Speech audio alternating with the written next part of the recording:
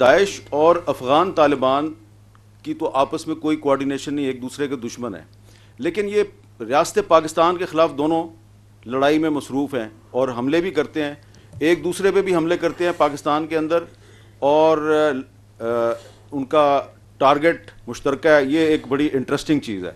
तो ये जो इन्वेस्टिगेशन हुई है ISKP के दाइश के जो गिरफ्तार शुदा दहशतगर्द थे, उनसे क्या पता चला कि उनके पीछे कौन है, कौन सी ताकत है जो कि उनको सपोर्ट कर रही है। ठीक। अच्छा सर, ये आपने बड़ी इंटरेस्टिंग बात की, आपने कहा कि अफगान तालिबान और दाइश की आपस में दुश्मनी है। Who says this?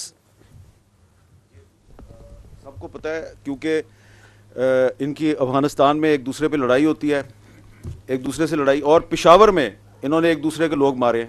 बहुत से हमारे जो उलमाए दीन हैं उनको किसी दूसरे का, किसी ने समझा कि जी ये दाइश का हामी है, उसको तालिबान ने मार दिया, तालिबान का सपोर्टर था, उसको दाइश वालों ने मार दिया। ठीक।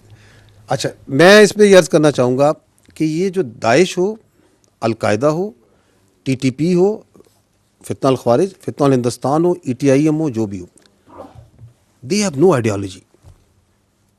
दहशतगर्द की, अहमद भाई, कोई आइडियोलॉजी नहीं होती, इसकी कोई कौमियत नहीं होती, ये इसकी कोई इंसानियत नहीं होती, इसकी कोई एथनिसिटी नहीं होती।